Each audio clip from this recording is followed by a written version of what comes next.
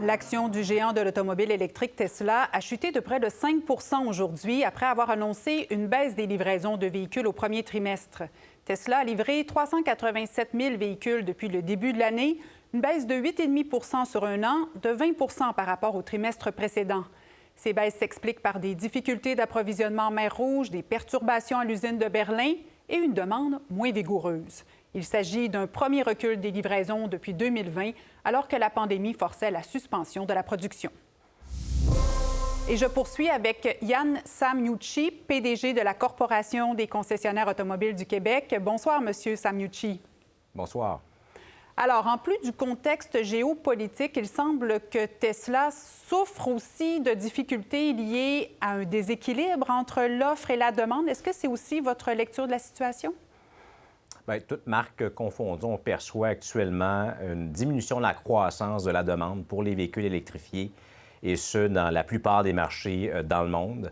Alors, Tesla, évidemment, subit en quelque sorte le contre-coup, je dirais, d'un certain désintéressement de la population au niveau de la demande pour ces produits. Mais c'est le cas pour les autres marques aussi, on le voit. Plusieurs manufacturiers mondiaux ont révisé à la baisse leurs prévisions pour 2024. Justement, Ford, General Motors ont mis sur la glace, retardé certains investissements liés aux véhicules électriques, alors que les gouvernements, eux, augmentent leurs cibles en termes de parc automobile électrique. Est-ce que vous voyez là une certaine incohérence? Absolument. Il y a des préoccupations qu'on a comme industrie.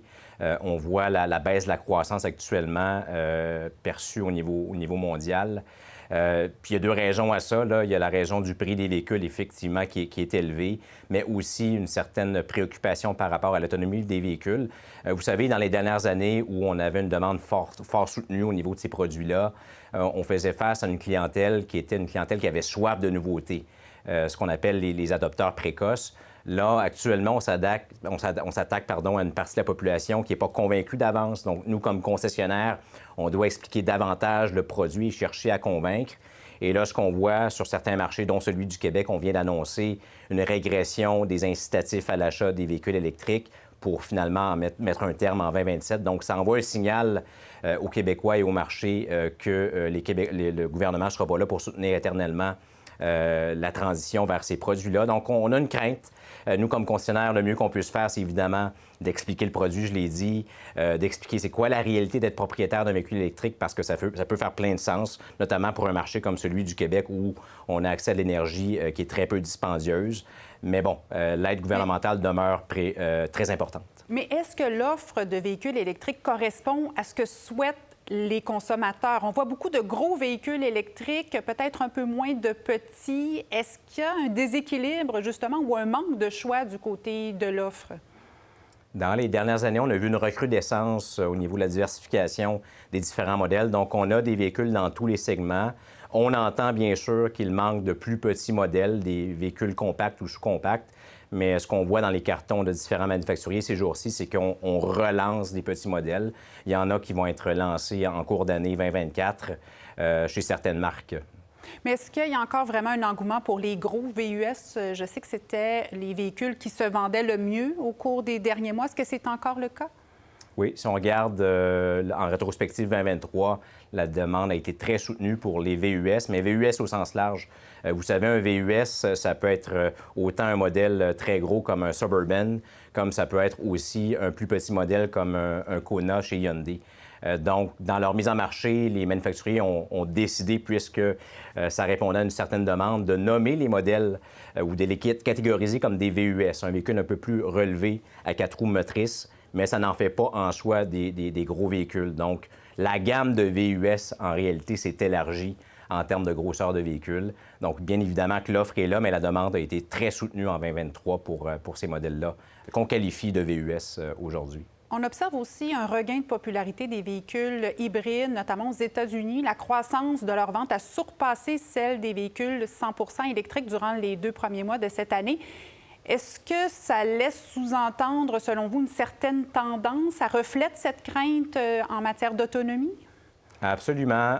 On mesure ce qui se passe dans le marché et les manufacturiers qui ont fait le choix très tôt de continuer dans les modèles hybrides, c'est-à-dire motorisation et électrique et à essence, ont du succès présentement.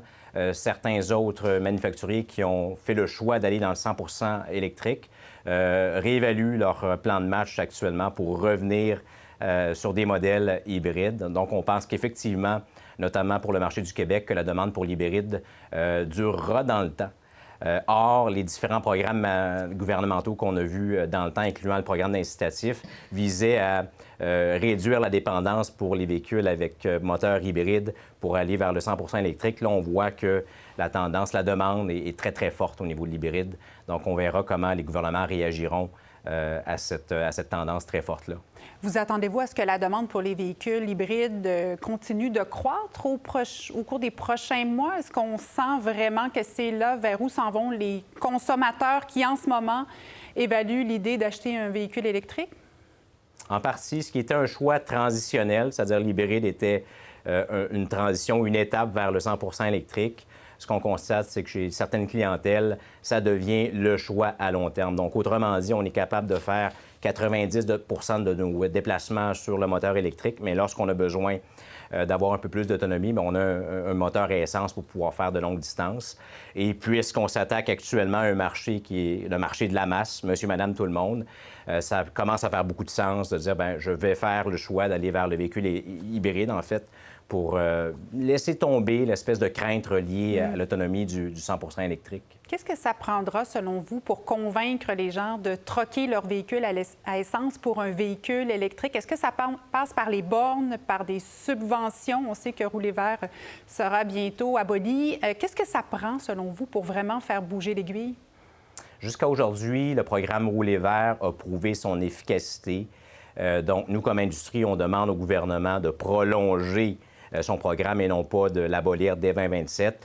Il est tout à fait souhaitable qu'un jour, on doive se détacher, évidemment, de cette dépendance-là au programme Rouler vert, mais jusqu'ici, ça a été utile et on pense que ça va l'être encore pour quelques années. L'autre élément, vous l'avez mentionné, le réseau de recharge devient primordial. C'est un des moyens efficaces pour faire tomber finalement la crainte reliée à l'autonomie des véhicules.